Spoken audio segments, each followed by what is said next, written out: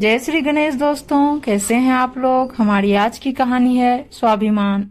माँ बूढ़ी हो चली थी। उन्होंने मेरे पति के जल्दी चले जाने के बाद मेरा खूब ख्याल रखा और मेरे दोनों बच्चों की परवरिश में मेरा पूरा सहयोग दिया। मेरे पति एक किसान थे, इसलिए हम खेत से ही अपना जीवन यापन करते थे। हम गांव में रहते थे, पर मेरे बच्चों की पढ़ाई और नौकरी शहर में हुई।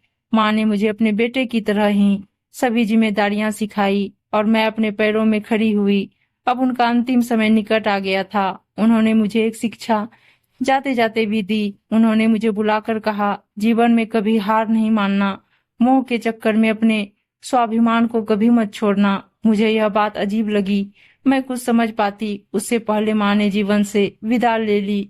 माँ के जब 12 दिन हो गए तब मेरे मन में यह ख्याल ही आ रहा था कि अब जब गांव में कोई नहीं है तो मेरे बच्चे मुझे अपने साथ शहर ले जाएंगे और वह मेरी देखभाल करेंगे। पर जब दोनों बेटों ने ही मुझे चलने के लिए कोई आग्रह नहीं किया तो मैं कुछ टूट सी गई। शायद मोहवश बेटों से कह गई, मैं भी चलूंगी। पर दोनों बेटों ने यह कहकर पल्ला झाड़ लिया, आपका शहर के वातावरण में मन नहीं लगेगा।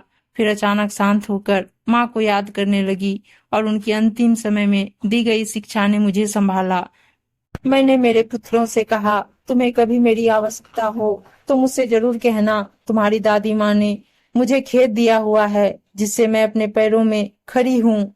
मैं किसी प्रकार से किसी पर आश्रित नहीं हूँ। आसपास की औरतें मुझे मान देती है और मैं उनके साथ सिलाई केंद्र भी चलाती हूँ। तुम्हारी पत्नियां चाहे तो हमारे पास छुट्टियों में सिलाई सीखने आ सकती है।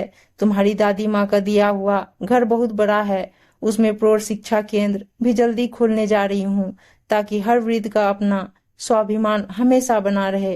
उम्मीद है दोस्तों कहानी अच्छी लगी होगी और अच्छी अच्छी कहानियां सुनने के लिए चैनल को सब्सक्राइब जरूर कीजिएगा। धन्यवाद दोस्तों।